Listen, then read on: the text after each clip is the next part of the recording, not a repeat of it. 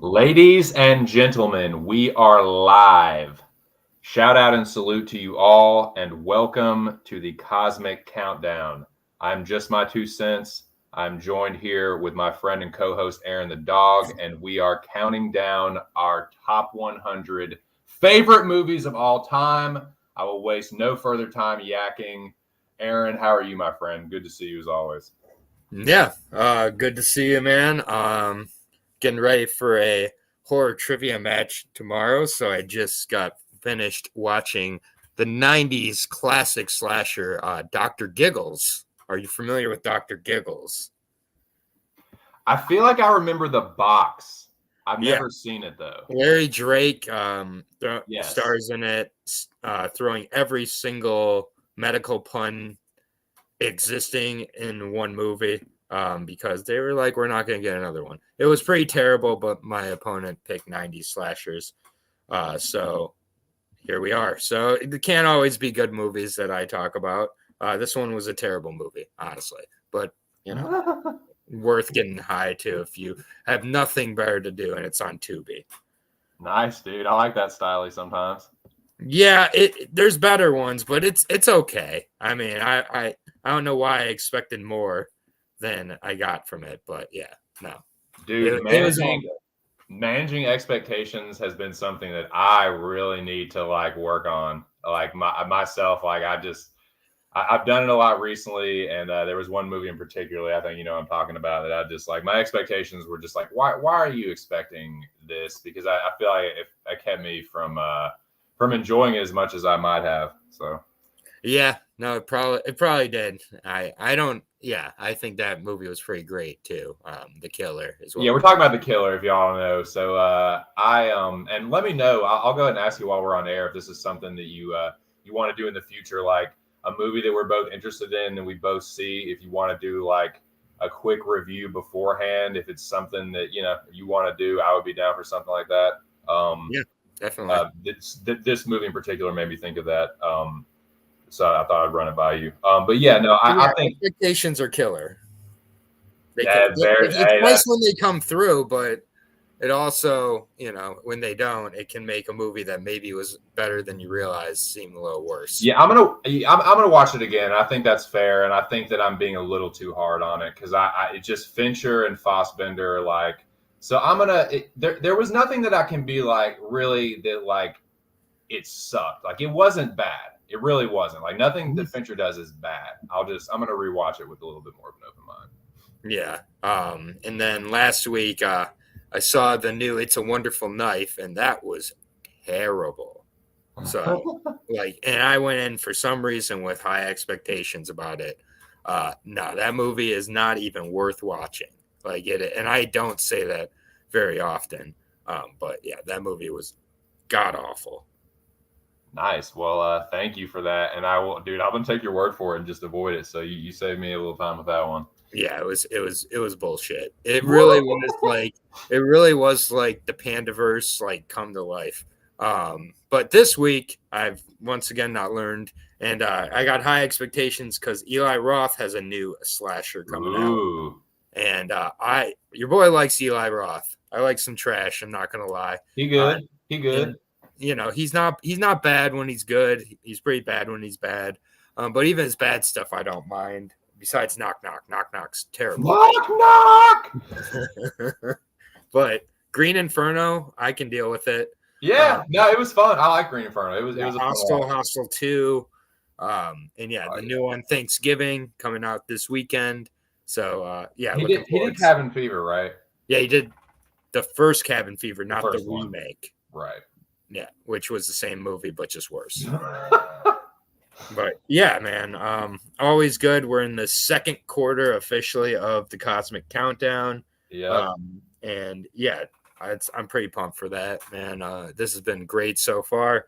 I had a blast in the first quarter of this, and yeah, I think it's ideally only going to get better from here.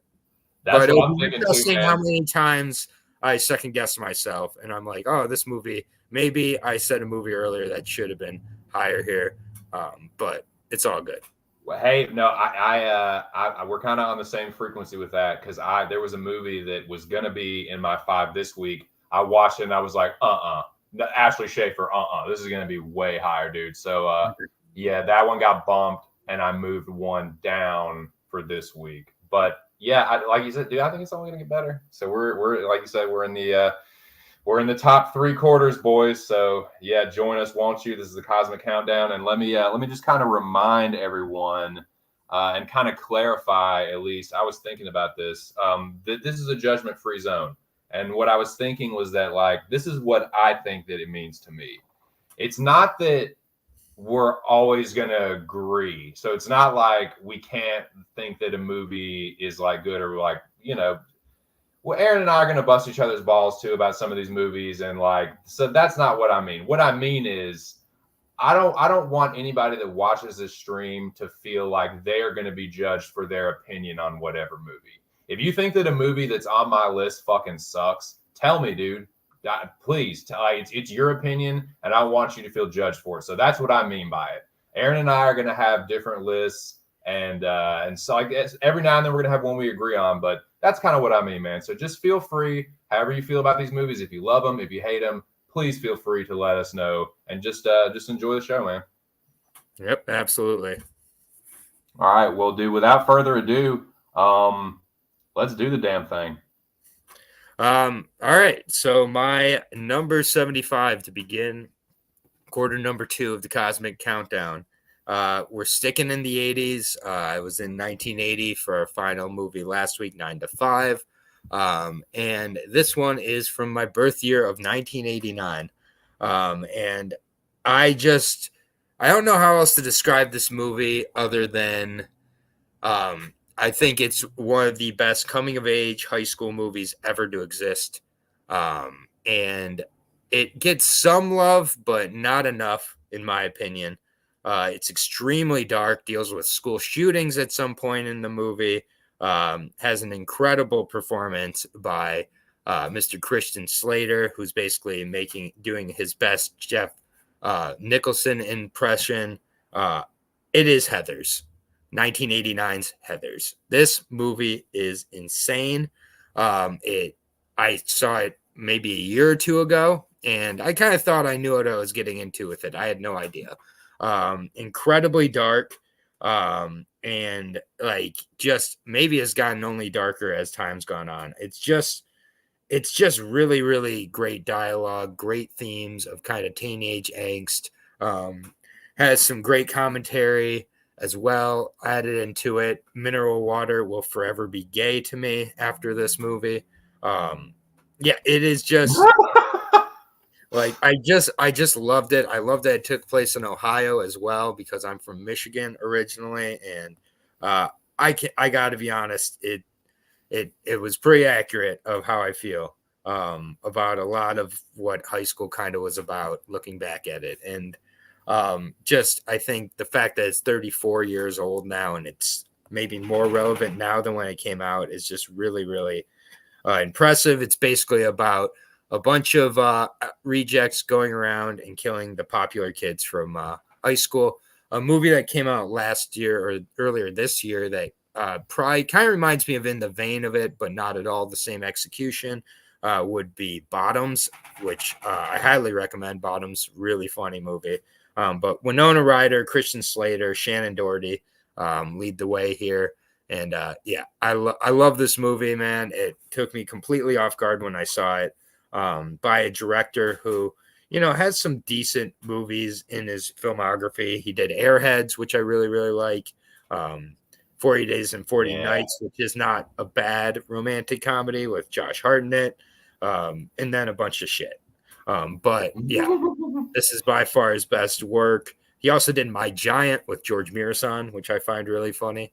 Oh, nice. Yeah. So he's all over the place. Michael Lehman is who directed this. Yeah, it just really does. And not Jeff Nicholson, Jack Nicholson. I don't know why I said Jeff Nicholson.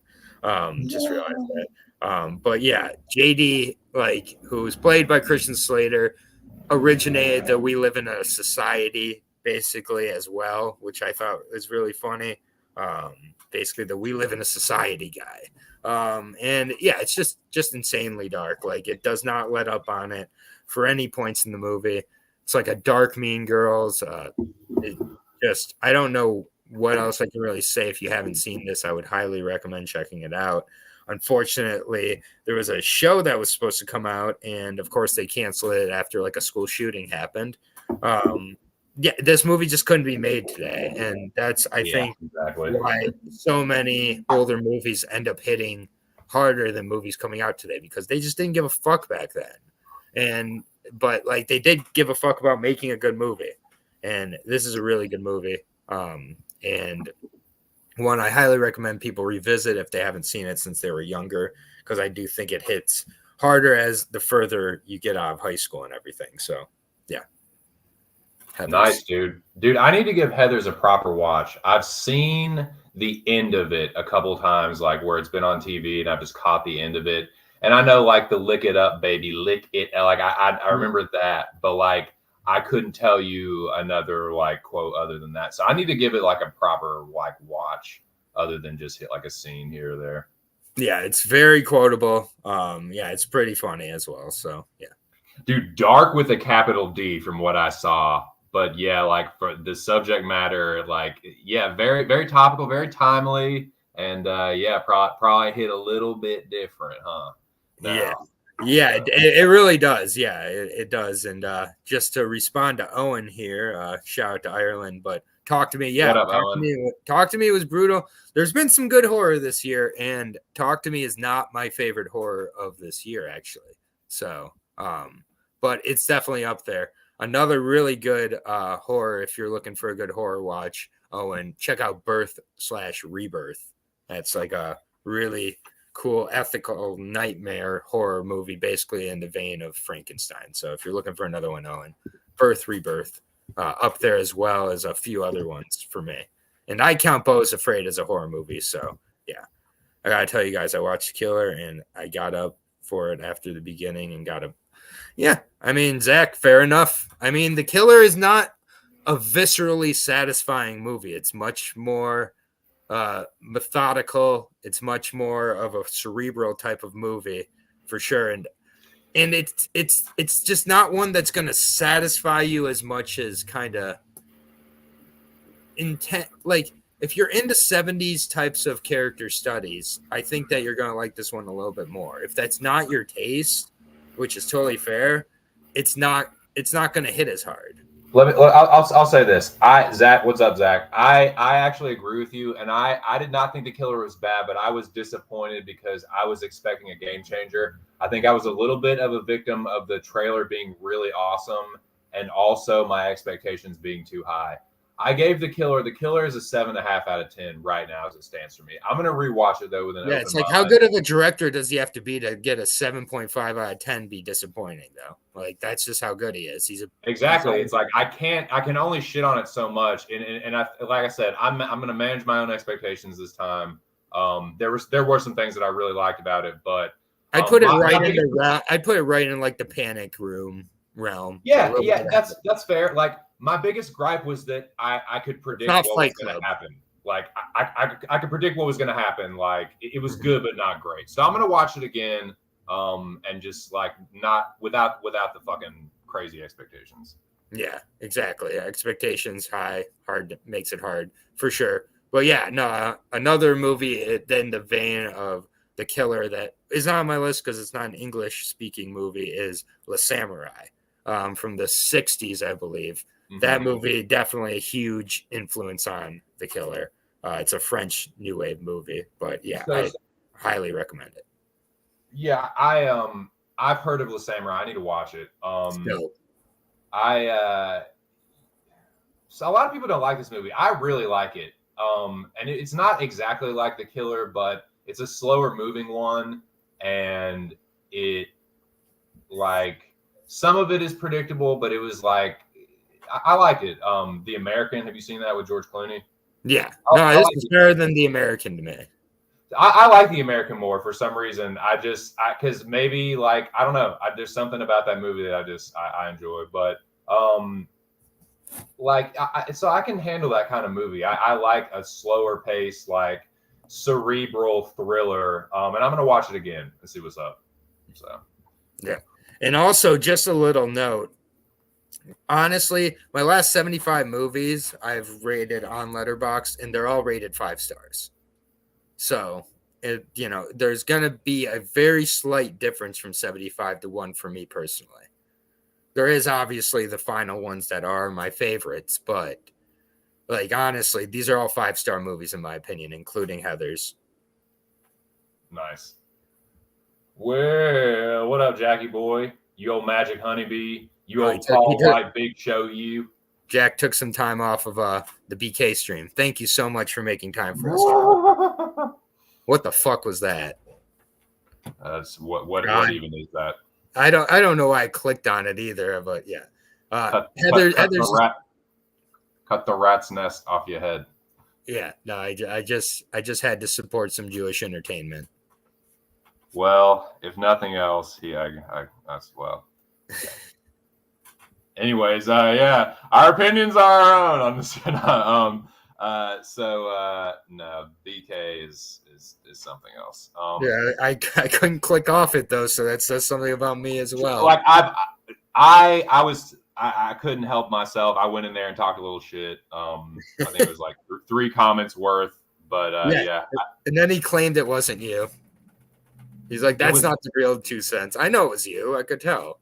It's like, dude, that's what, like, Brandon, I say that to you every time. I've literally said that to you every single time I talk. So those are like my classic insults to you. It's like, I'm a little offended. I'm a little offended because I say that too. I hit him with those insults every single time I talk to him, and we come anywhere close to interacting with each other. And the fact that he doesn't think it's me, how dare you? How dare you, sir? Anyways, he didn't even try to make up that I wasn't the real me because I'm not an important enough character on the internet. Enough about all. Yes, you are. Don't say that. You're fucking money, and you know it. And and you're what was I gonna say? Yeah. Enough about all this BK nonsense. Okay, this is my number 75. Good shot though, man. I need to give Heathers a proper watch. Yeah, Heathers is dope. It is not a chick movie at all, like which is kind of what I assumed going in. So yeah, no, it's brutal. It is, dude. It's brutal. Like what I've seen of it is dark. I was like, holy shit. Yeah, check it out. It's a good one. All right, so my number 75 is a comedy, and I'm glad that Big Show is here for this one because I'm pretty sure that he is fond of this movie. In fact, I know he is. He told me so. Yeah, this is. If I had to describe this movie in one word, I would say it's silly. It's very silly, and it. I remember seeing this movie and just doubled over laughing how funny it was. It is a movie that is certainly incredibly played out, but I actually had to watch this one because I wasn't sure I was going to put it on the list or not. I watched it and I was still laughing enough to where that combined with the nostalgia and the comfort movie factor for this one, which is extremely like, dude, this was me and my brother's like movie. If you'd asked me 10 years ago, this movie would have been maybe in my top 25. I can't put it there now because it has been worn out like just a dirty, dirty whore. But it's on there. I watched it and I just could not keep it off. Without further ado, here it is, the classic. Y'all know this fucking movie. You probably knew it was coming at some point. Here we go. Number 75. You know it. You may or may not love it, but you definitely fucking know it. Step Brothers. Oh, hell yeah. It's not on my list just because we only had 100, but yeah. I'm glad you said Step Brothers and not Talladega Nights. That's all I got to say. I am this is why we're friends. Yeah. This is the far superior of the comedies. The one that and then I'll let you get into Step Brothers, which everybody here has seen Step Brothers, but the one movie I pair this one up with for some reason is Role Models. So if you haven't seen Role Models and you like Step Brothers, Role Models is great. Dude, Role Models is excellent, and I don't It's have just like Step Brothers.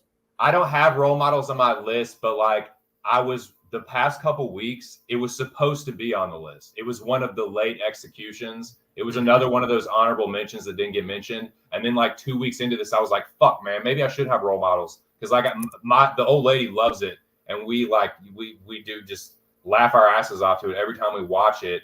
And it's kind of a stoner movie too. Like they smoke weed in it, so I was like, "Fuck, man, this needs to be on here." And then I was like, I don't know, but yeah, man, it's up there. I can't shit on Role Models at all. But yeah, Step Brothers, even dude, I watch it, and even the stuff that's like the lines that everyone quotes, even outside of that, there's funny stuff. Like just there's this like little. I'll tell you one of my favorite ones, and then you can get to when he gets the $20 from his dad at the beginning for Domino's.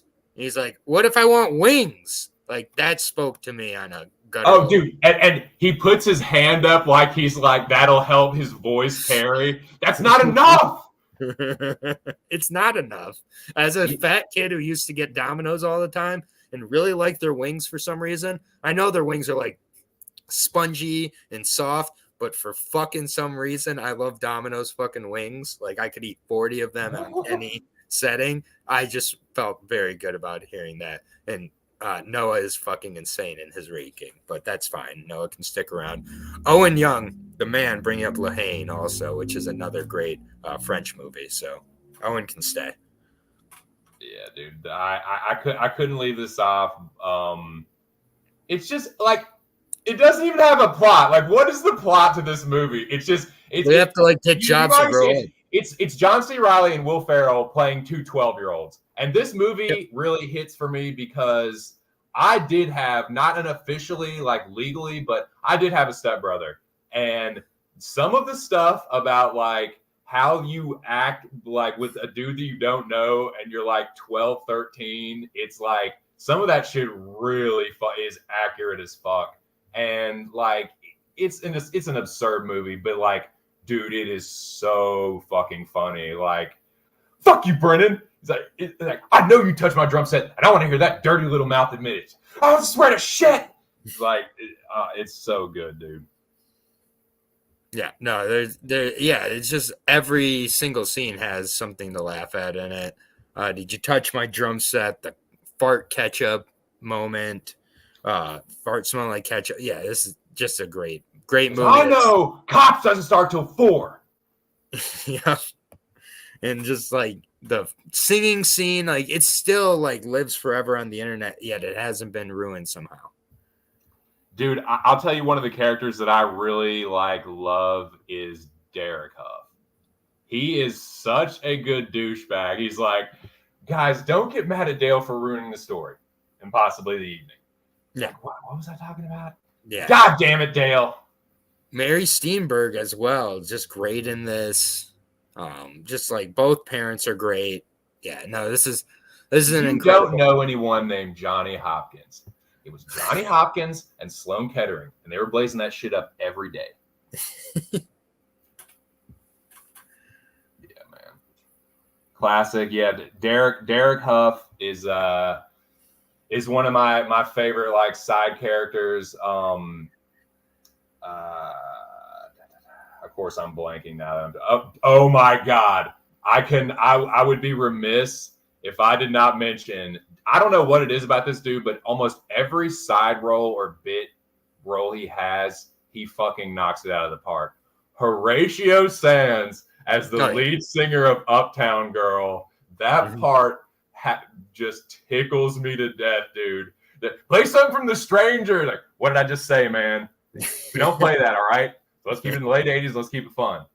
I've been lost and let's remember. Fucking Horatio Sands. Never got the career he deserved after Saturday Night Live. Yeah. Great choice and another example of one that probably is too low on the list, but you got to put it where you put it. It didn't even make my list, so what am I talking about? Well, like I said, Pineapple Express isn't on my list, but Your Highness is. But I could not put Step Brothers. You're not going to not get Randy Jackson's autograph. I'm not going to not put Step Brothers on my list. Yeah. All right. Well, all right. Well, I will keep in the mid 2000s comedies here with probably the best breakup comedy I've ever seen, or one of the best breakup comedies I've ever seen. Russell Brand and crew. Like, I mean, you can't really beat Forgetting Sarah Marshall for me. Jason Segel, Mila Kunis, Kristen Bell, all of the above. Great. Bill Hader is a super underrated role in this movie. Jonah Hill is hilarious in this movie. The whole song about going to see the psychiatrist. Not going to see him. I hate my psychiatrist. It's just great movie. You're going to say it was a major influence on me. The Dracula musical. Yeah, everybody hates you. I don't like the psychiatrist. You need to go see a psychiatrist. I'm not going. Right. It's just the Dracula the musical. Still would go see that if someone put it on today. This movie also just has a ton of heart. Maybe not and maybe not quite as pound for pound funny as Step Brothers, but a hell of a lot better of a story than Step Brothers, which doesn't take a lot to do, I guess. But yeah, it's just basically, the introduction of Russell Brand as well. I was a huge Russell Brand fan, still am. Free Russell Brand, sure, why not, Noah? And then they end up in the same resort in Hawaii when he takes his single vacation, which was supposed to be his honeymoon there. And he runs into them, and it's just kind of a perfect comedy all the way around.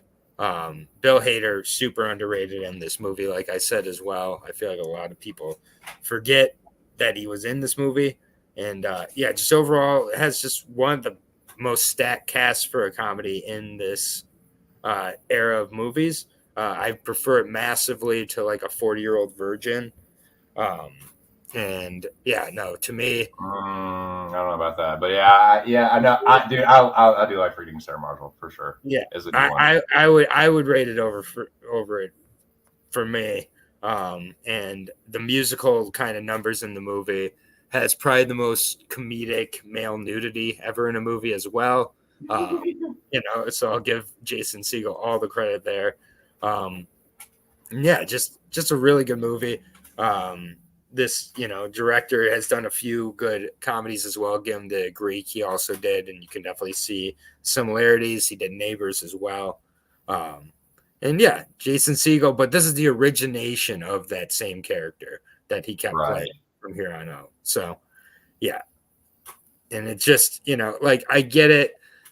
But I revisited this one, Jack, and I still thought it held up. So a lot of people maybe aren't remembering a lot of the funnier parts that don't get talked about as much in this movie. Oh yeah, like this movie still fucking slaps. I saw it pretty recently, and it's funny. My brother, his wife, and my ex all saw Get Him to the Greek while we were at the beach. It like stormed, so we all like went to the theater when it was raining, and so I fell in love with Get Him to the Greek first, and I hadn't really seen Forgetting Sarah Marshall. So I saw Forgetting Sarah Marshall afterwards. So I've always like had more of an affinity for Get Him to the Greek, but Forgetting Sarah Marshall is awesome. And the more I've watched it, like in recent years, it definitely holds up. And like my favorite parts are Paul Rudd's character in this fucking Kunu. Yes. Mm-hmm. You're PPPOB. That's the name. It's Forgetting Sarah Marshall's awesome. Yeah, it's in the 40-Year-Old Virgin, Wedding Crashers, Knocked Up era, and this to me I think stands above the rest. Maybe as just a better overall movie. I can understand people who think 40-Year-Old Virgin or Wedding Crashers is funnier, but for me, Forgetting Sarah Marshall has just the best overall movie for me. So that's my 74, and it's one of those examples of probably. It's one of those examples of probably a movie that I could have moved up or down, or moved up as in higher number on the list as I'm looking through my list now. But it is what it is. So it's my number 74. Dude, nice one. Yeah, he. I don't think you're ready. It's like, we're doing this, Canoe. It's like, okay, you're ready. Let's go. Yeah, it's fucking good. Him and Russell Brand's like little interaction while they're both sitting out there on the boards is pretty funny too. Absolutely. Yeah, it's good stuff, man. I like it. All right. Okay, man. Well, I'm personally very happy that my number 74 is up, and it is for a couple of reasons. Let me get this.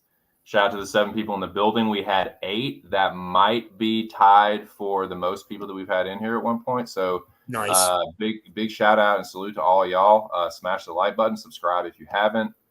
Check out Aaron. I will put his stuff up right there while I'm getting my shit together. So this is my number 74. Like I said, I'm happy to talk about this one for 2 reasons.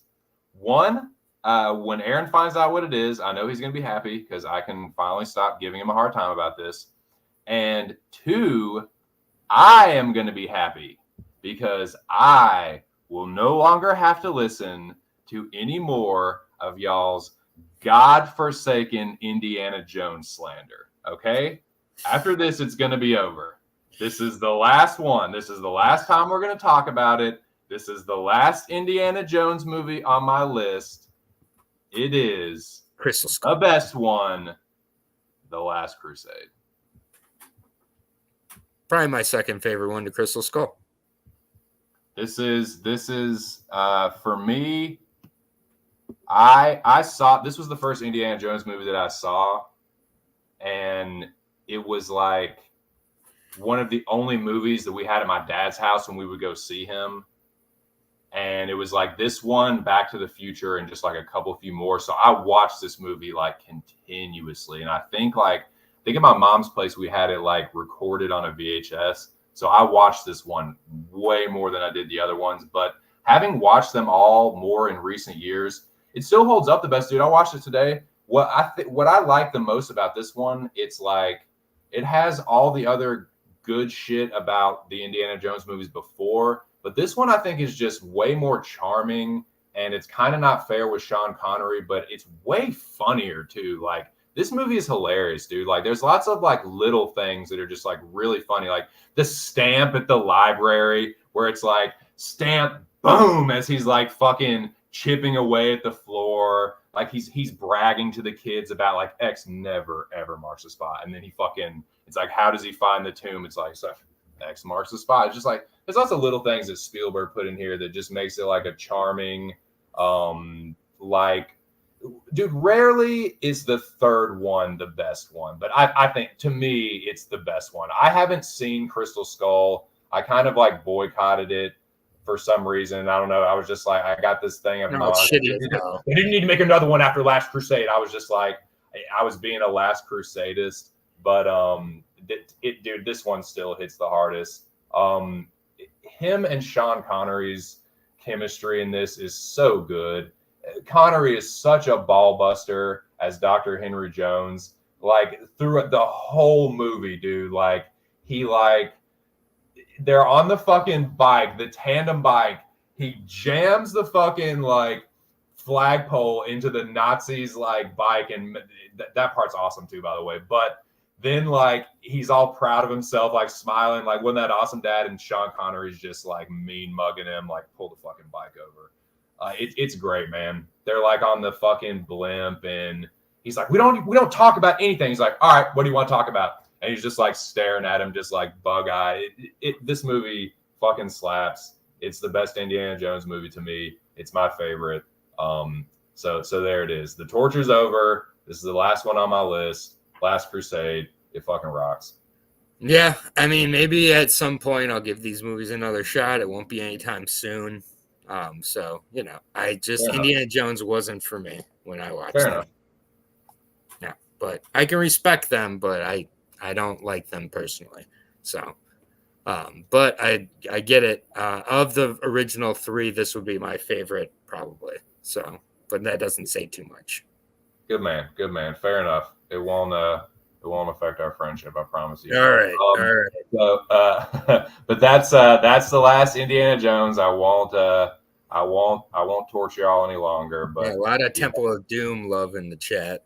I like Temple of Doom. Temple of Doom is better than I thought it was originally when I was younger. But I like all the Like one of original. Steven Spielberg's angriest movies, which is kind of cool. For sure. All right. Next one on my list. It's I believe maybe. I'm sorry. I'm sorry. Not to cut you off. Before I go any further, one last thing that I do think is kind of no fair and kind of gives it a slight edge. I got to give a mention to R.I.P. the very beginning of this movie, River Phoenix, gone too soon. This is one of the roles that he did do. This one is awesome, and it does set up. That's one of my favorite parts of the movie when he's like, "You lost today, kid, but you don't have to like it." He puts the hat on his head and he looks up and it's Harrison Ford. But that's it. That's my last little bit. But yeah, that's one thing I forgot to mention. Yeah, that was I'll give that credit. That was a good part. All right, the next movie on my list was our 73 now. Yes, sir. All right, number 73, lucky number 73. I believe it might be the first A24 movie on my list. And if you don't know about A24, A24 is, I think, probably the studio that encapsulates like 90s style or 70s style movies today.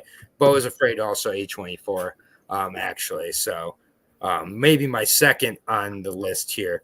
From 2019, Safdie brothers, they made two really good A24 movies. Good Time was very good as well, but it's Uncut Gems time. Is this a punt? No, sir, it is not a punt. But I have seen it.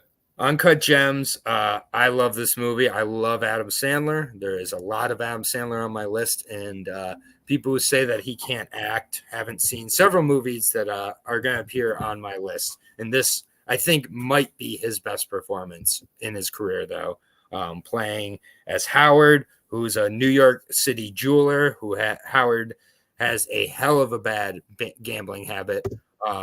And yeah, I just think that this movie is an anxiety-inducing Jewish nightmare from start to finish. It's an extremely Jewish movie, extremely anxious movie, which often go hand in hand, as we all know. And basically, it's just he's always on to the next score. I love in this movie how many of the people are not actors who are appearing in the movie. They're just straight up filthy New York garbage who just are playing New York garbage, basically. It leads to kind of an inevitable conclusion too, as he's watching at a real NBA game. And yeah, Kevin Garnett plays an asshole Kevin Garnett in this movie. Maybe he wasn't acting. Julia Fox, first of all, FAT, agreed, Noah, but she actually puts on a hell of a good performance as a dumb slut. She really does. And I know that sounds stupid, but that was the role she was given to play in this movie. And she just absolutely kills it. Everybody really shows up. Lakeith Stanfield playing his buddy. The fight with The Weeknd, who plays The Weeknd in the movie and is like getting thrown out of a bathroom in the club because he was trying to rape Adam Sandler's girlfriend, and then they fight to Swimming Pool by Kendrick Lamar. Some of the best. It's just so great. This movie is so great. And if you're at all a gambler or a bettor, or if you're Jewish, or if you're both, then like this movie's just going to hit harder. If people who've seen this and aren't, and they're like, oh, why didn't he just stop? Just don't understand. An addict, and this is one of the best gambling addict movies ever. And actually, earlier this week, I was studying for another trivia match where my opponent picked 2000's Philip Seymour Hoffman movies and a movie called Owning Mahoney. If you've never seen Owning Mahoney, check that one out, because I do think that Uncut Gems was influenced quite a bit from that movie. In that movie, Philip Seymour Hoffman plays a Canadian gambling addict who works for a bank and then just gets caught up. But this movie, it really does sound cliche, but it really does make you feel fully immersed in the movie. There's an incredible score, like the electric synth, like 80s, 70s style score that just adds to so much. The cinematography is great. This movie is just one of the movies that made me a huge A24 fan to this day. I remember seeing this in the theaters, and I just think that the Safdie brothers should work with Adam Sandler more and more. I think they could really, really do well together if they continue to work together. This movie is just incredible. Adam Sandler could have easily won an Oscar for this movie, and it's just such a real character study. So like it just really is. Oh my God, you've never seen Star Wars? Yeah, Indiana Jones, skip it, go to Star Wars. But yeah, either way, yeah, Uncut Gems, Uncut Gems. Yeah, this movie's incredible. Very rewatchable as well, and just yeah, it's got some kind of psychedelic moments in it as well, which never hurt a movie. And yeah, this movie is just like channeling its inner 70s, which is always gonna make me happy. Bro, this movie gave me a fucking panic attack. Yeah.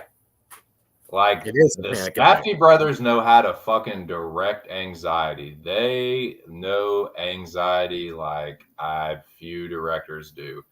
I agree with goddamn near everything you said, although because it's a little bit more of a maybe not traditional, but a little bit more of a crime thriller. Maybe I'm a little bit more of a Good Time fan, but I do like and respect Uncut Gems. And Adam Sandler, it was an Oscar snub. He should have won the Oscar. Like, his performance in this movie was incredible. I was blown away by how good his acting was and how he totally just became that character. And like, that's one of the marks of a good actor to me, where it's like, his family hates him so much, but in the movie too, he's just like it just shows how gambling seeds into every aspect of your life and ruins everything from your business to your family to your relationships to your relationship with yourself. It was one of the best gambling addiction movies ever, for sure. Yeah, it really is. Great choice, man. That's a really, really fucking good movie. Good stuff from the Safdie brothers. Yeah, good shit, man. I can't wait to see what their next banger is going to be. Honestly, yeah, man. They haven't missed yet. They really haven't, and I don't expect them to either, man. What's his name? Benny Safdie, pretty good actor too. Doesn't he play the brother in Good Time? Yeah, Andy's in Oppenheimer, and he's great in Oppenheimer. Nice. Yeah, no, Josh and Benny Safdie, anything they do, I'll watch. They actually have a new show that just premiered on Showtime with Nathan Fielder and Emma Stone called The Curse. And it's just started, its first episode, but basically about two like fake ass philanthropists who like have this show where they're going around helping people, but they're kind of pieces of shit. So it's like a really good social satire. And Benny Safdie plays like a piece of shit, like a cameraman who like is like coming in at points and being like, this old Mexican mother's not crying enough. Let's use some like water bottle. Let's use some water on her and make her look like she's crying. Like, it's just, yeah. But yeah, no, Uncut Gems still the best work they've done today. Yeah, I love it, dude. Great movie, great shout. Bravo. So, all right. Well, I had DM'd you this earlier in the week. I would say, let me make sure. Let me take just a moment. I don't want to rush too much. And I want to make sure that because I've been kind of slacking on this. I've been like, I'll be like, it'll be like my turn, and I'll still have like Aaron's stuff up there because I'm just like anxious and get excited and ahead of myself. So let me go ahead and put mine up there. Step Brothers. But this next one, I DM'd Aaron that this director was going to make his debut on this week. Now, this director is, I would say he's one of my favorite new directors. if not my favorite newer director in like the past, I guess, 15 years. We're speaking about the Safdie brothers not missing. This dude really has yet to miss. And I think Aaron would probably agree with me. I have 3 of his movies on my list, and this will be the first of the 3. Now, sorry, just trying to do two. I'm a horrible multitasker. Let me just get this out of the way, Chris. Yeah, man, smash the like button if y'all haven't. Shout out to the 6 people still in the chat. Now, number 73 for me. Like I said, one of my favorite newer directors that has really taken the industry by storm. He has yet to miss. The projects for him have are like increasing in scale, and he's still just like boom, just crushing them. Anyways, without further ado, this is one of my favorite psychological thrillers. This movie is intense. It is dark. It is unsettling, but oh my God, is it so fucking good. There was no way in hell that this movie was going to get left off my list. I cannot wait to talk about this with my friend Aaron the dog and all you in the chat. If you haven't seen this, do yourself a favor. Number 73, one of my favorite new directors.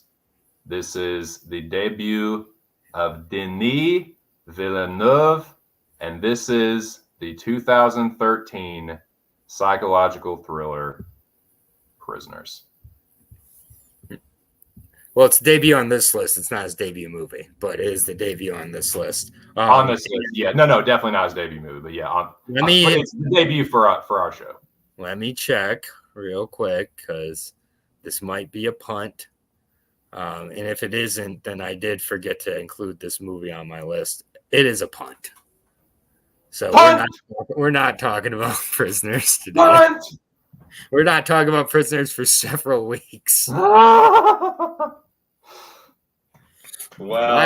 I applaud you, sir. You have good taste. You have good taste, Yeah, I would have been shocked if this was like this. Genuinely would have been an egregious mistake to not include on my list.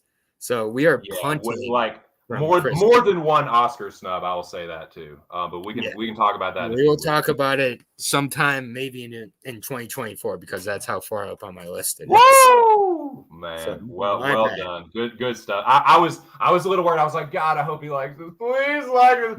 Because when you're like, Indiana Jones is fucking gay, I was like, no. But if you told me about this, I was like, Yeah.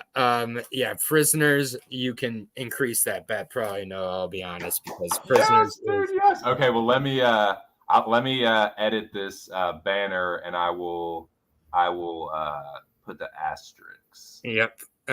But shout out! I actually watched another Denis Villeneuve movie earlier in the week called Enemy. Have you seen Enemy? No, I have not. Enemy with Jake Gyllenhaal playing doppelgangers. Check out Enemy. You want to talk about a mind fuck of a movie? It's 90 minutes long as well, and it is out there. You are going to end it and not be sure at all. But yeah, Prisoners is punting. Is Mick new to the Cosmic Countdown here? Is that why he's saying "What in the world"? Like, what up, Mick? What up, boy? Yeah, you got some Cosmic Countdowns to catch up on. But Jack has seen Enemy. You've not seen a movie Jack has seen, so shame on you. Are you Jack? God damn it! So all right. Let me just get this straight, Jack. Let me get this straight. You haven't seen Blade Runner. You haven't seen what was another one that I was just stunned that Jack hadn't seen. You haven't seen. I mean, there's been so many. I've lost track at this. And of course, I'm blanking on all of them. There have been at least 10 or 12 movies that I've just been beside myself that Jack hasn't seen. And finally, seen Enemy. Was the one. And he loves Enemy. Enemy's dope. Oh, yeah. He hasn't seen Grosse Point Blank. He hasn't seen... He's seen Rubber. Have you seen Rubber about the killer tire? Oh my God, no. Rubber is in What in fucking the insane. fucking world? Rubber is literally about a uh, telekinetic killer tire. And it's just like a tire rolling around and killing people. And it's actually legitimately not bad. Like, I don't know how they did it, but Rubber is insane. Okay, well, You know what? You know what else is insane? It's my number 72 movie on the list. shit. This is definitely one of these movies that I might be the biggest fan of this movie on the planet. Just looking at the reviews on my Letterboxd, it is from my friends I follow. 1.5 stars, 2.5 stars, 1 star, 1.5 stars, 2 stars, 2 stars, 2.5, 3, 3, and 2. My rating is 5 stars. It is the 1995 sci-fi action classic starring Denzel Washington and fucking Russell Crowe. Do you know what movie I'm talking about? Yeah, do you want me to say it or do you want to say it? I will say it. Virtuosity, bitches. Have you seen Virtuosity? Yeah, dude. Fuck yes, I've seen Virtuosity. First of all, it's the only movie on my list with UFC in it, because I think it's like UFC 2 they're at or something. And this movie is insane. It's basically about this virtual reality law enforcement technology advancement center that develops this guy named Sid 6.7, who's a combination of every like serial killer thrown into one, played by Russell Crowe. And Russell Crowe eats up the entire fucking set and leaves no crumbs. Yes, they watched Terminator 2 and they said, let's make a whole movie based on the morphing. I don't fucking care. He has to eat glass to regenerate. When Sid 6.7 gets out of the virtual reality world,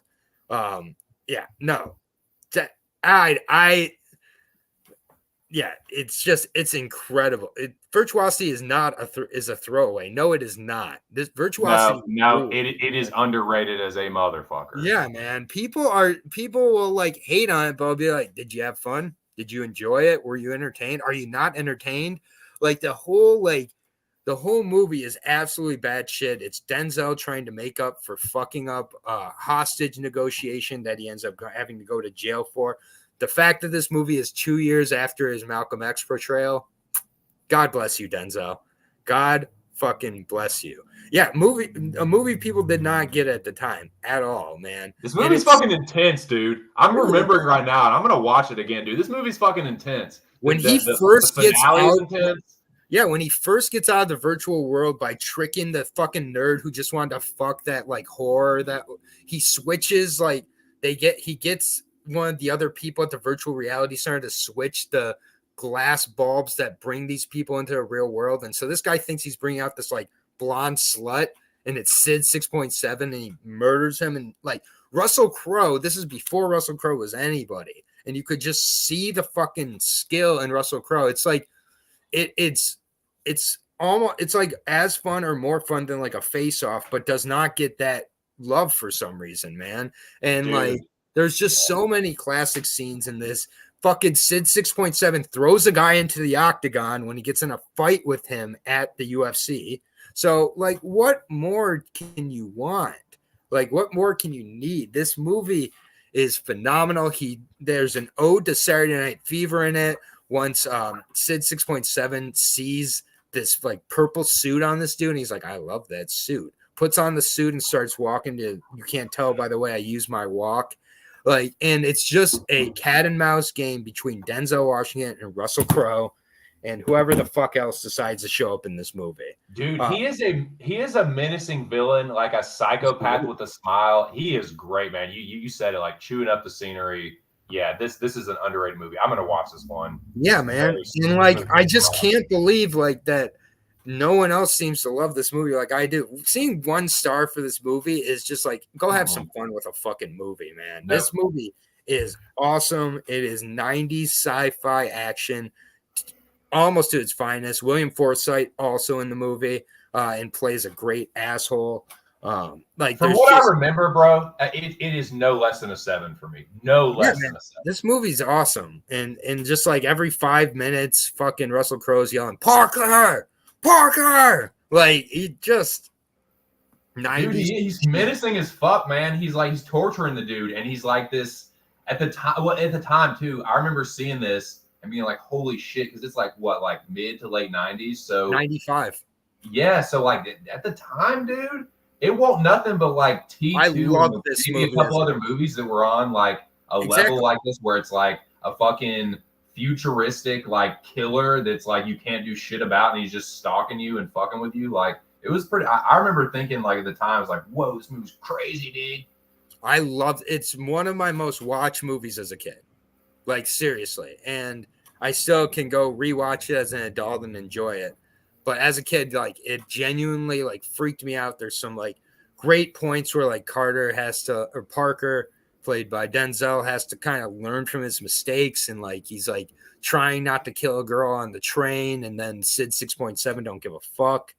And just like the idea of combining every serial killer into this one guy, and like you see aspects of all these different serial killers come out during it, and like you just gotta accept it for what it is. It's a 90s cheesy but like good action sci-fi movie, man. And I don't think it's brought up a lot. It gets brought up enough at all. Like it I mean, I get it. You can, like Noah said, you can poke holes in the plot and dumb decisions, but like you gotta accept what it is also. And for what it is, I don't think there's many better 90s movies, and it's just over 90 minutes as well. So like it's not gonna take up a lot of your time. And if you haven't seen this movie and you're like around my age or so, you're gonna be like, what took me so long to see Virtuosity? I love the title as well. I just think the title Virtuosity, I don't even know what that fucking means, but like it's a cool fucking title, man. And it's a really good movie. And it's not going to win any Oscars, but it has 2 Oscar winners in it. Yeah, it's similar to Time Cop. I've seen some people compare it to that for sure. I prefer this to Time Cop. But yeah, this is like in that like sudden death, hard target. Those are the kind of movies I watched as a kid, a lot of, and Virtuosity was just in that rotation. And it's ahead of Bad Boys for me. It's ahead of a few like of these movies in its vein, and like it just Nick of Time. Yeah, I love Nick of Time.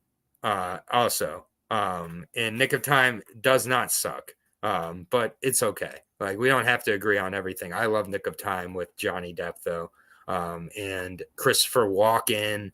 I enjoy that movie thoroughly. That would be just off of my like top 200 or so. But yeah, the movie has been kind of made a lot of times with the ticking time bomb, so to speak. But yeah, like Sid 6.7 just like gets into like this crazy club at one point where he's like torturing everybody in this club while he's like mixing music on these like digital turntables. It's just absolutely ridiculous.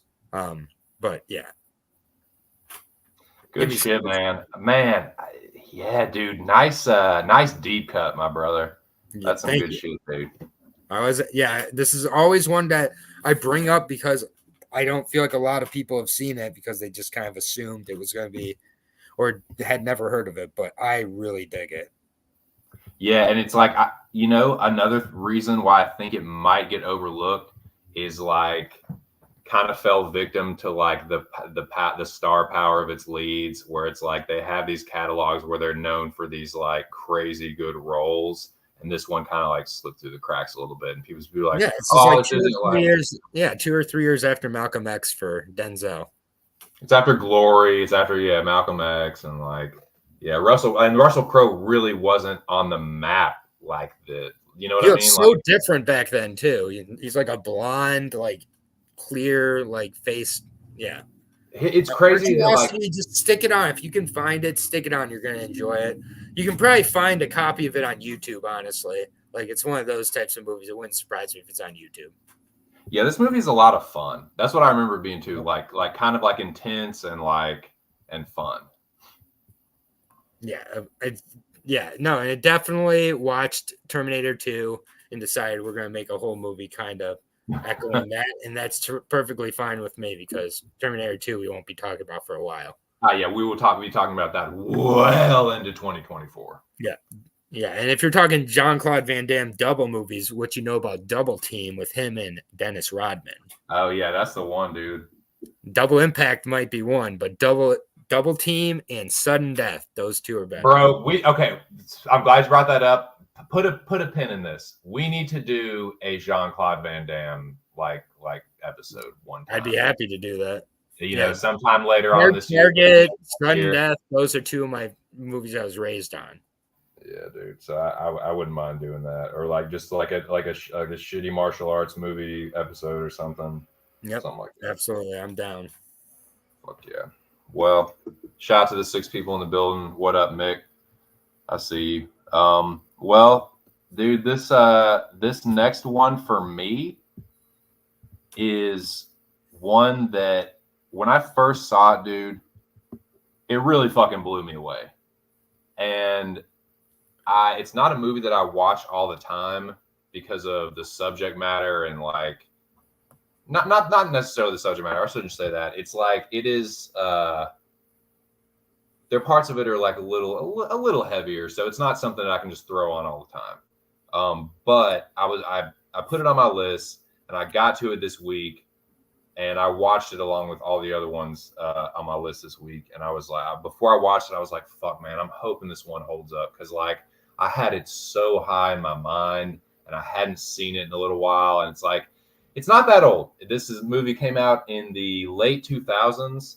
And I remember it being awesome at the time. Like the special effects were pretty crazy. Like, and it was kind of like one of the better movies in this genre when it came out. And I was just hoping so badly that it held up because it was like, I held it in such high regard leading up to this. And I watched it and it still fucking hit, dude. This movie is a sci-fi movie. It is a sci-fi thriller. And I would say it's one of the better sci-fi movies of the last 20 years, probably. I was really pleasantly surprised that it still hit like it did. And I'm very, very happy to talk about it with you today. Very interested to know what you think about it.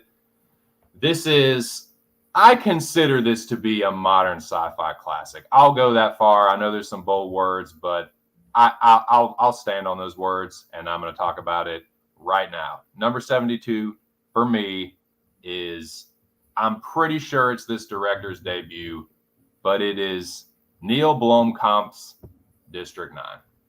Nice pick. Not on my list, but yeah, District 9 is a banger. Very obvious with his commentary, but that's okay.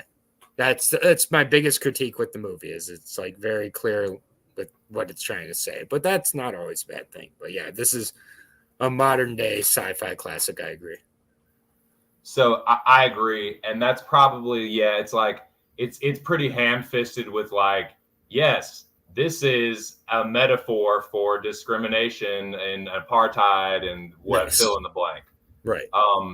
But what I will say in defense of that is that it's kind of a movie that you can watch and it'll hit on a couple of different levels. Like you can watch it as just like a sci-fi thriller. You can watch it as, I wouldn't say it's a very like deep movie necessarily, but what I do think the world building they do establish lets some of the stuff that happens later in the movie hit a little bit harder. If you know what I mean. Like, yeah, I agree. Like it's like, okay, this is very like rudimentary, like, okay, the aliens are, and one thing I do like about it is that it's a little bit unique as far as like there hadn't been many movies like this, sci-fi movies like this on this scale. The alien design is incredible. Say what? The alien design of the aliens is incredible as well. It is, dude. And that was one of the things I was like, God, I hope this still looks good. And it does, man. Like the special effects, the CGI is really, really good.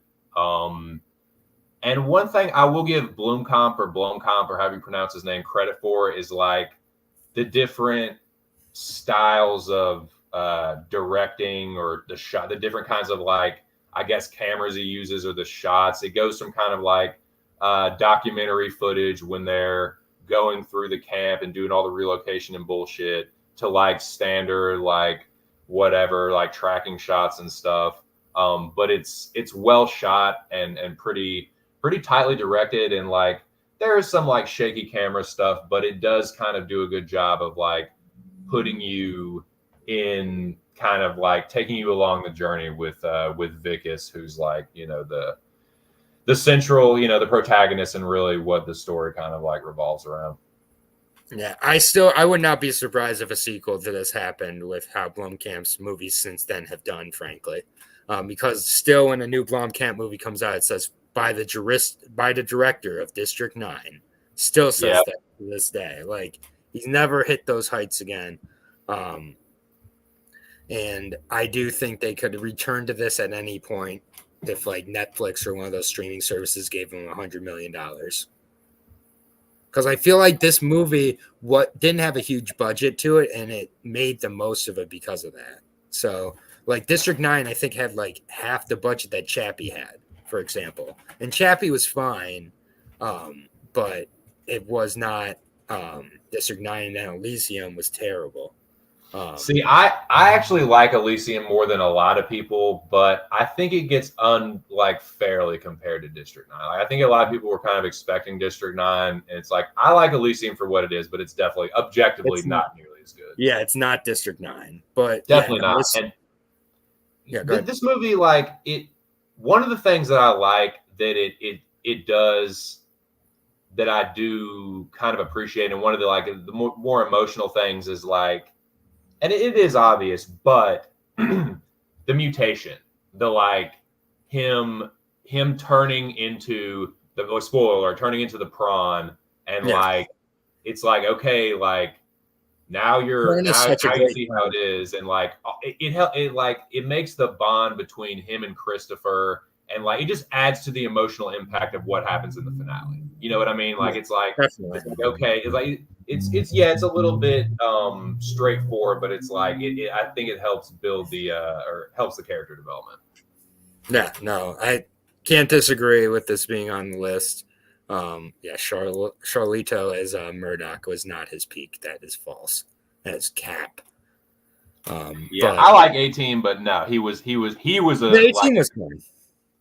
It was I didn't hate 18, but like he was not one of the characters that I liked Rampage in 18. Honestly, it made me believe Rampage could actually be like a good stupid action comedy star, and he never really got a chance again after that. For some, I think he was one of the best parts of the movie. I completely agree, but yeah, District 9 is for a sci-fi action movie. It had a little bit more of a heart than I was expecting, and it's good. I love the ending, man. The finale is awesome. It's badass. I love the whole aspect of what I do think is cool is him getting experimented on. That whole aspect of like the government, like, okay, you belong to us now. Let's vivisect his body. And like, you know, that shit is all pretty crazy. And like, they're like, okay, this is the perfect stage to like where his DNA is perfectly balanced. Like, let's take it now. Like, all that stuff is gnarly, and like the whole aspect of the alien weapons and him being able to use them is makes for like the badass shit. I mean, that movie's from what, like 2009 or something?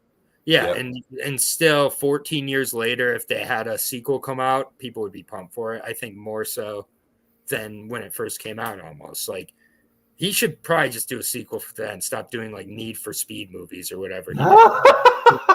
Gran Turismo, based on a true story. I heard that was actually decent, but I didn't watch it. It looked cool. I was suckered in. I'm a sucker for David Harbour, so like I did hear that was actually good, but clearly he's not getting these hits. And if he did District 10, everybody would be welcoming him back with open arms. Yeah, I agree. All right. Believe it or not, I believe this is my final David Cronenberg movie at 71. And David Cronenberg, if you haven't heard before, is one of, if not my favorite director of all time. I love David fucking Cronenberg so much.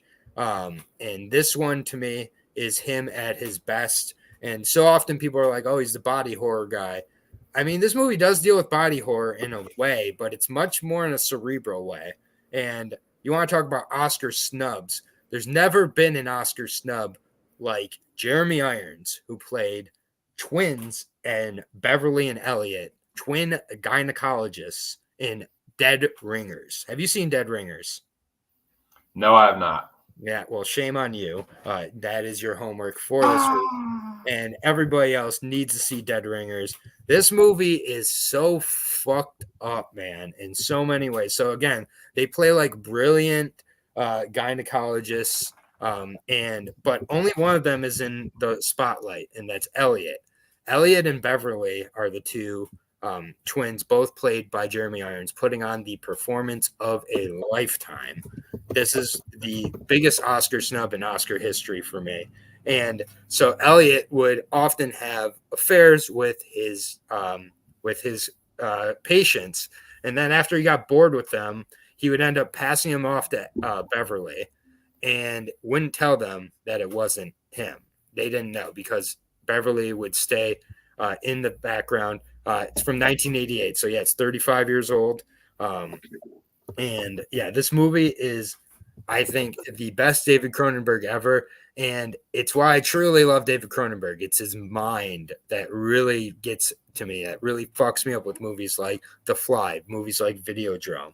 In this movie, it's just absolutely crazy. And Claire is one of the girls who ends up getting passed off from Elliot to Beverly. And you can always tell because Beverly is so much nicer. He's more timid. He doesn't want to be in the spotlight, all these things. And, then Claire ends up deceiving Beverly, and that sends Beverly into kind of a cycle of madness. And these two twins, they are so connected, kind of, it plays off that twins are connected type of thing where when one starts to get sick, the other one starts to get sick. And I don't want to give away a lot about this movie, but it is one of these movies you will watch and just be like, what the fuck?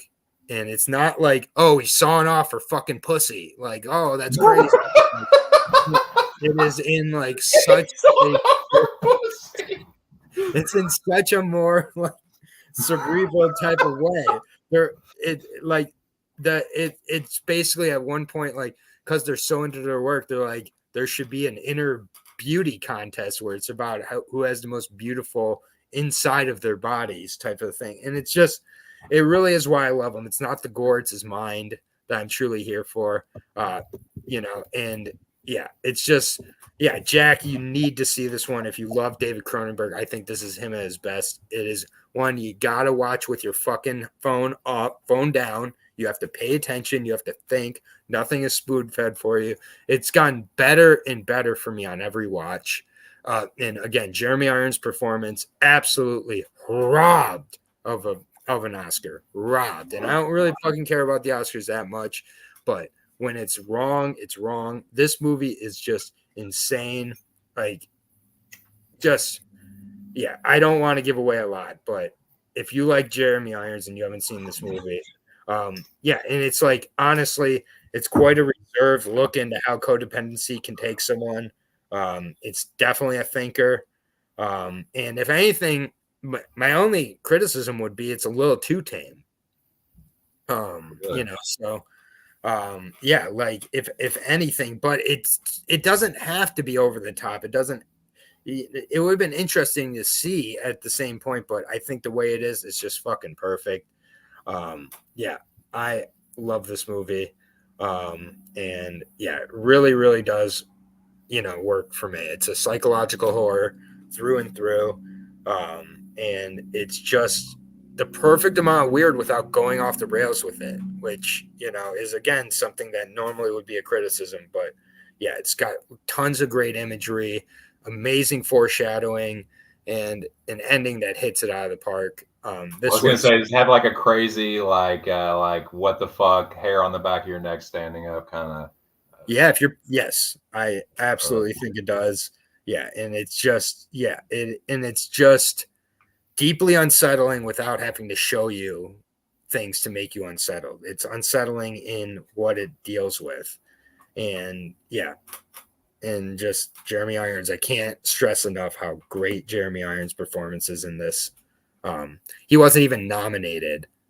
Like, he was robbed of a nomination, robbed of an Oscar, just all the way around. David Cronenberg, I don't think has ever been better. What year did this come out? You said 88. 88. Man, yeah, Cronenberg. I guess He's a dude master. is just a victim of being too far ahead of his time. Yeah, he's a fucking master, man. He's still alive. He's still making movies to this day. His son has gotten his talent gene. Again, Brandon Cronenberg, Possessor, banger, Infinity Pool, banger, like Antiviral, banger, and that's one that not enough people have seen. And then any David Cronenberg is a good place to start, but at some point, getting to Dead Ringers, it must be watched. It is a must watch. It is way too low at 71. But as I said, all these movies are 5-star movies from here on out. And it's just where it laid in the list, man. But Hey, dude. Each time it gets better for me, too. It is really one of those movies that gets better on each watch. I love it. Well, Aaron says add it to the list. I'm going to add it to the damn list. Add it to the top of the list. Dead Ringers, you're on there. That's another thing that I would I kind of wanted to explore in the coming weeks, like movies that it's like of movies on, let's say, your list that I haven't seen, like which movies of those would you want me to like watch first? Like, you know what I mean? Dead Ringers is number one. Really? Holy shit. Yeah. It might underwhelm with how much I've sold it, but man, it like planted. I was so into this movie. I don't know how they came up with this. I don't know how they made it. I don't know how they made it work so well. But this one or Beau is Afraid first. I would say Dead Ringers, man. Hold it, baby. Hold the baby. That's a holiday shop thing. Yeah. Well, fuck, dude. That's Beau is Afraid is more out there and crazy, I guess. Like with its moments, especially, and probably maybe even more entertaining. But Dead Ringers is so damn good. Dang. Well, that's awesome. It's on the list now. Well, good shit, dude. I got some great new recommendations. Yeah. And yeah, dude, you're right. The shit's just getting better and better. It's my favorite Cronenberg, and he is, again, one of my favorite directors. So, like, so many movies of Cronenberg's have to be left off my list. So I'll just mention these one more time since this is the last time Cronenberg's going to come up on this countdown. Crash from 97, incredible. James Spader. Basically, they start to get into car accidents to feel the stimulation of sex. It's as crazy. Crash is fucked up. I'm going to just say that. I've seen Crash. That movie is fucked up, dude. Beyond fucked up. Yeah. And Dead Ringers walks that Crash could drive. Crash is not the fucking bullshit, shouldn't have won an Oscar movie. Not that Crash. Fucked up, like, car crashes make me. The one from 1996 with James Spader, with Holly Hunter, James Spader, Eliza Koteas, who played Casey Jones, and dude, he is an underrated character actor. No, Crash from 1996. It pisses me off that the 2004 Crash came out because it replaced the 96 Crash on every list. History of Violence and Eastern Promises, if you're into crime films. Yeah, I love both of them. I own both of those. I will co-sign that all fucking day. Those are both killer fucking crime thrillers. Yeah. And that movie is absolutely fucked up. Crash. Dude, and I was talking about this, not to cut you off, I was talking about this with your buddy John at the one that it was either you or John I was talking about this, but those movies, History of Violence and Eastern Promises, those could have been done by another director, but Cronenberg puts things in those little touches of like body shit that like wouldn't be another director wouldn't do, like the whole cheek and the fucking coffee pot in the cheek and the fucked up face and like the some of the throat cuttings in Eastern Promises. It just like another director wouldn't put the attention to detail like that. Yeah, no, he really could have been he could have been a crime director throughout his career easily because he's natural at that. But those are both great. I love Scanners. That's a great little sci-fi one there with one of the best practical effects in history we've all seen with the blown up head. Yeah, History of Violence was a graphic novel. Existenz is essentially Weird Matrix. If you've not seen that, check that one out. Dead Zone with Christopher Walken, one of the best Stephen King adaptations. These are all movies that got just off my list. Like I can go through his whole catalog. Cosmopolis is insane. It's basically that's the one with Pattinson, right? Where Pattinson he's like riding around in a limo, watching the world destroy around him as he's just going to get a haircut. A Dangerous Method is a super underrated one. It's about Carl Jung and Sigmund Freud coming up with their sexual psychological theories, and it has Viggo Mortensen, who is playing Sigmund Freud, as Michael Fassbender of The Killer, playing Carl Jung. Keira Knightley's in this one. Vincent Cassel, and no one talks about it. And it came out like 10 years ago. No one talks about it. What's it called? A Dangerous Method. And if you can think of a better person than Cronenberg to talk about Sigmund fucking Freud, I don't know who that person would be. So check that one out. Maps to the Stars, Shivers, Rabid, his whole fucking filmography. Just go through. The Brood is another great horror movie. Yeah, I've heard that one. That one's going on the list too. I've heard that one's crazy. Yeah, Naked Lunch is insane. Like his whole filmography is great. Crimes of the Future, which is his most recent movie, he still got it, man. It's about a world where pain doesn't exist anymore, and so sex has kind of stopped existing, and like people are doing like performance art in the way of surgeries and shit, and like, dude, just fucking crazy. Yeah, and David Cronenberg just goes under a radar. He's too fucking weird for people, and like that's not an insult. Yeah, Dangerous Method came and went with a silent peep, and it's about Carl Jung and Sigmund Freud developing their psychosexual theories. Like, are you fucking kidding me? How is that not more known? I don't know. Crimes of the Future, his most recent movie, incredible, and a return to the body horror form for him. Like, he's in his 80s now, nearly dead, and still making better movies than most of these fucking people with pulses out there. David Cronenberg, please check out his work. He is great in almost everything he's ever made.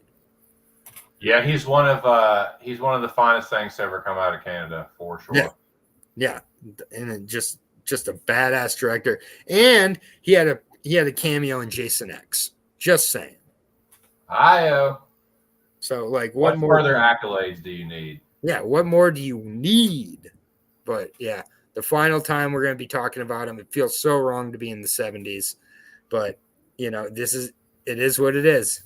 Dead Ringers falls right here. Probably too low. Good shit, brother.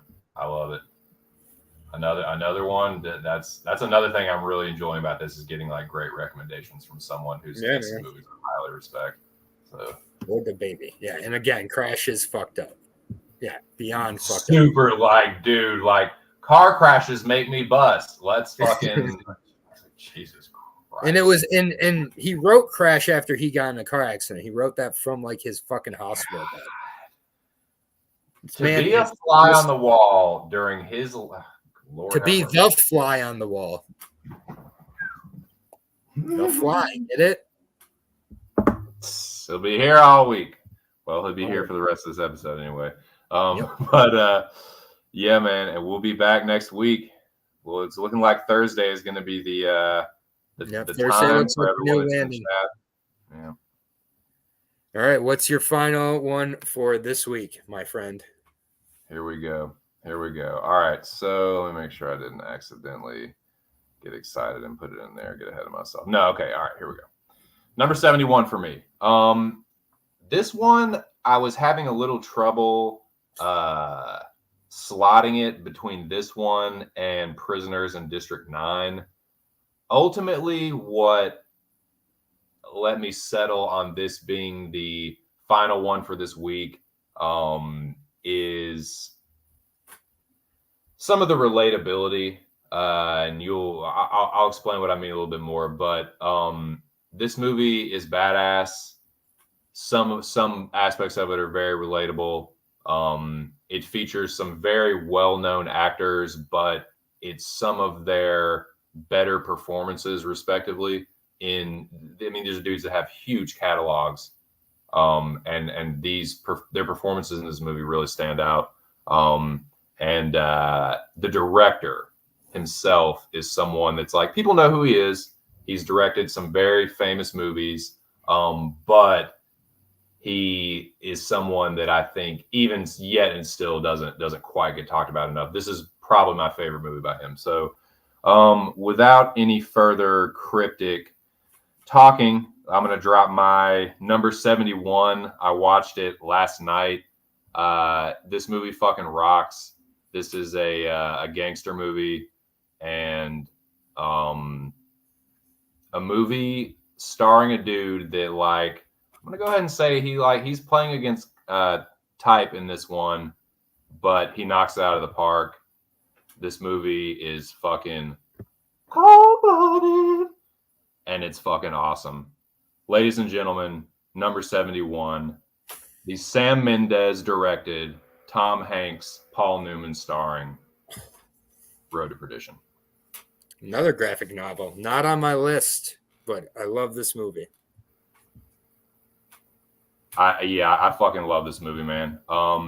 This is Tom Hanks really fucking kills it in this, and he's like, it's funny because he plays a mob hitman in this movie, and there's some, like, Mendes is a guy, he one of those directors, there's a lot of, like, I don't know if it's the right word, motifs or, like, themes in this movie where, the water means a certain thing. There's all these, like, not hidden messages, but, like, these, like, things that he's trying to say. And, like, messages he's trying to convey.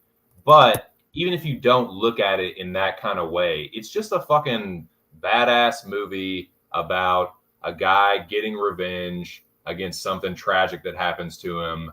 And, dude, Tom Hanks is awesome. This is actually the last screen role for the late great Paul Newman. He's really good in it too. He plays the mob boss. It's a great, like, 30s era gangster movie, Irish mob in Chicago, and it's awesome, man. Like, it still hits, but it's not just a gangster movie. It's really about, like, it explores, like, the relationships between father and son, and also the impact of violence and how violence impacts not only those who, like, commit violence, but those who witness it, and how, like, violence gets passed on through the generations from father to son. That's another big, like, theme in it. And it hits, dude. The father son shit is really believable. Trying to remember the kid's name. The dude that plays his son does a pretty good job for a child actor. He's not too, like, he's pretty much like how you would imagine a normal kid would react to the shit that's happening. Very convincing, and Hanks fucking kills it. Liam Aiken. Performances are really good. Liam Aiken is the kid's name. Yeah, so yeah, he like the performances are really good. Jude Law plays a good creepy villain, and it's funny. Like, it's for a dark movie, and the subject matter, there's actually some pretty funny moments. Tom Hanks, he's kind of a goofball, and he definitely, some of that shines. So the comedic relief is there, and it serves the movie well. And Sam Mendes is a great director. I like Mendes because he does a good job of, like, putting you right in the shot. His shots of, like, doorways and hallways, it's like he puts you right there with that character as they're walking. It's like, oh shit, you are right there in that scene. Mm-hmm. So yeah, it's a fucking awesome movie. The gangster stuff hits hard. The father son shit is emotionally impactful, and it's a satisfying movie, man. It's really fucking good. And, like, Road to Perdition, man, that's the road to hell, and it's about a father trying to keep his son from leading the path that he leads, and it's a fucking good one. Yeah, exactly. I couldn't really say it better. It's really beautiful. It's almost like serene, one of the more serene, like, calm, peaceful type of mob movies almost. Yeah, it's just Tom Hanks playing a playing a gangster mobster trying to save his son from the life he led and redeem himself. I think it was a kind of a perfect casting as well. And, a nice kind of change of pace for Tom Hanks. And yeah, Sam Mendes, I think he's done some great movies along the way. But honestly, this would probably be my favorite of his filmography. Agreed. Same here. Yeah, I don't think he's quite still reached that level. So nah, and that's fine. Like this can be his this is his piece de resistance to me. And like what I like about Mendes, even in the movies I don't like as much as this one, he gets really fucking good work out of his actors, man. Like they take it seriously, and he gets just squeezes really fucking good work out of them, and everyone does a good job in this one. Yeah, no, it's beautifully shot. It looks like it was ripped right out of the graphic novel. It's gorgeous. It really is. The music is good too. It's really haunting. There's some it's a memorable score. And there's a lot of just about everything is real, like you said, beautifully shot. Great performances, great. There are some gangster movies from this era, but there haven't been as many in recent times. This is definitely one of the better ones. Yeah, no, I agree. It's just a classic revenge story. But like deeper you look at it, it's the father and son motif that really brings it home. And Paul Newman kills it as well in his final performance.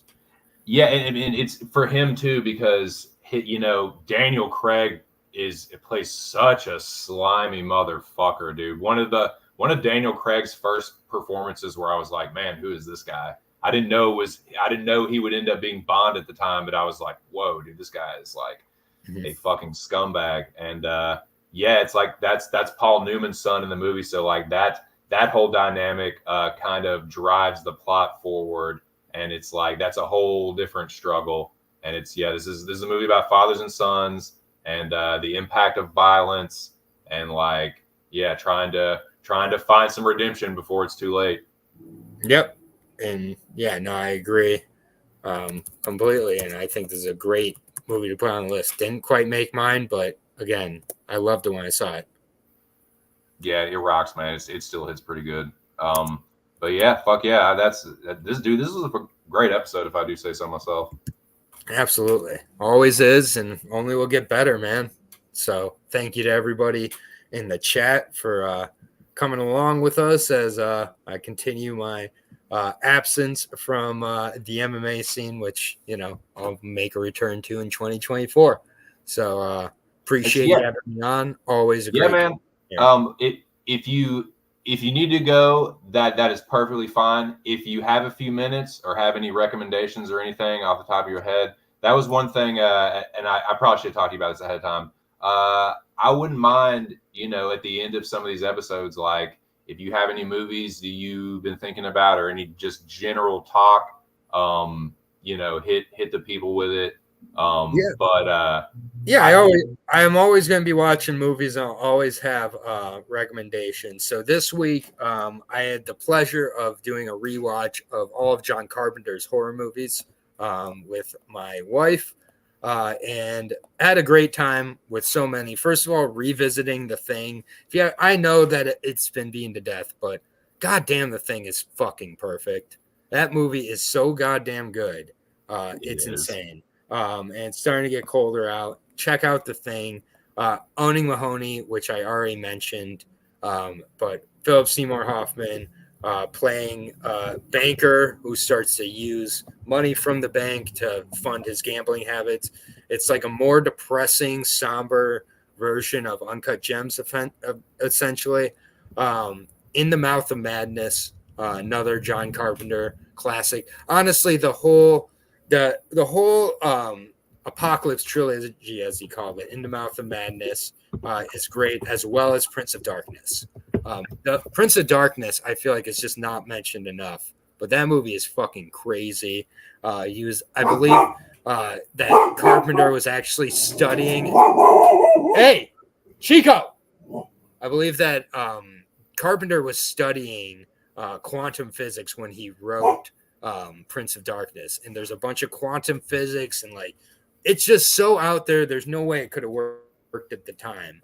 And it's just, I think, one of the undermentioned Carpenter movies. But In the Mouth of Madness, also extremely good. The Thing, those three are the Apocalypse trilogy. Yeah, and Carpenter's been sleeping at the wheel for a few movies. Ghosts of Mars. I revisited Vampires. Vampires was okay. Honestly, I didn't mind It's not bad. Vampires. Hi. Yeah. James Wood trying to be like a cool guy didn't really work that well.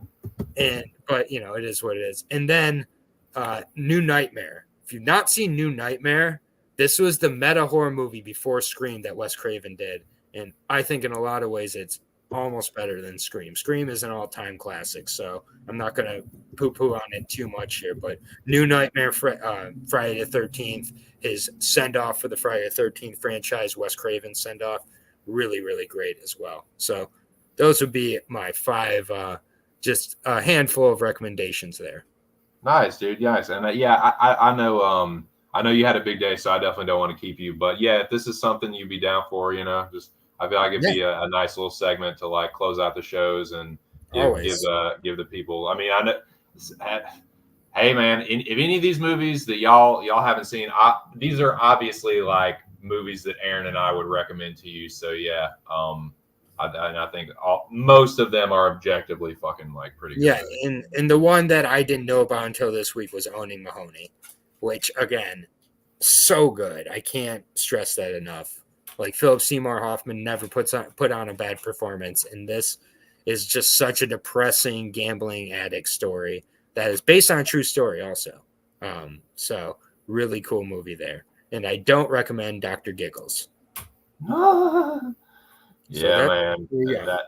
That's awesome. Well, yeah, I'm gonna check those out. I'm gonna give The Killer another chance, and I'm definitely gonna watch Dead Ringers. Dead Ringers and The Killer have been bumped up the queue. So nice. That is what I would say. Yeah, man, dude, this is a good episode, dude. There were 8 people in here. I think we peaked at. That's pretty damn good for a show that's just kind of in its infancy. And building up a little steam. So yeah, dude, thank you. If there's any final words you have or anything else to bless the people with, the floor is yours, my friend. As always, check out Why We Love Horror. Just premiered at 5:00, the It's a Wonderful Knife episode. I'll save you the time. Just go watch our review where we just shit on the movie because it's not worth watching. So even if you haven't seen it, go ahead and give the channel a subscription. We're just getting started. But yeah, we're slowly building up there. And, John has started a new show over there where he reviews like really shitty movies called John Versus. That's a good time. But yeah, we're at 58 subscribers right now. So, we just have started as a channel, but we've got trivia over there. We have movie reviews over there as well. Why We Love Horror is the name of the channel. I'll drop the link in the chat as I always do because I have no shame. So, but always appreciate you having me on, TC. Always a pleasure to talk and appreciate this finest chat in the movie game. But I just dropped the link there if you want to check out the newest episode of Why We Love Horror or go back and see what else we have. We also have trivia over there if anybody's interested in participating in that. So thank you so much. Dude, good shit. Thank you so much for being here. This is a good time. I appreciate all the recommendations and your time just for coming through and blessing the people. Shout out to everyone that came through. Salute to Aaron the dog. Like he said, check him out where he told you to. Subscribe to the channel if you haven't. Give it a like. Let everyone know. And thanks again to Aaron and everyone else for Aaron the dog. This is just my 2 cents. Thanks again, boys, and we will catch you on the next one. Peace.